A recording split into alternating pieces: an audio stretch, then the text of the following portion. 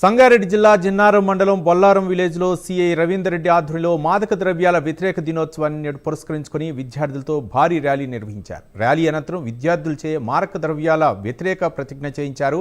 సమాజం మారాలంటే మార్పు ఇంటి నుండే మొదలవ్వాలన్నారు. ముఖ్యంగా విద్యార్థుల కుటుంబ సభ్యులు మాదక ద్రవ్యాలకు మత్తు పదార్థాలకు దూరంగా ఉండాలని కోరారు.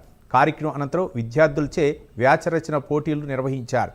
పోటీలో గెలుపొందిన 9 మంది విద్యార్థులకు సీఐ రవీందర్ రెడ్డి ప్రథమ, ద్వితీయ, తృతీయ బహుమతులు నగదుని అందజేశారు.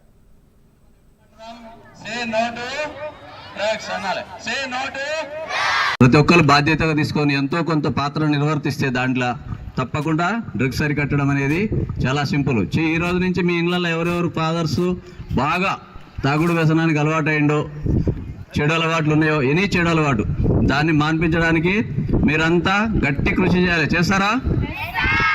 ఎందుకో కాదు, అవుతుంది, మీతోటి అవుతుంది. ఏడవండి, అన్నం తినకలేదు అయితే నువ్వు మానేస్తేనే మేము స్కూల్కి పోతాం, లేదంటే ఇంట్లో ఉండి అన్నం తినకుండా ఏడుస్తాం. ఇట్లనే కాళ్ళు పట్టుకోండి గట్టిగా.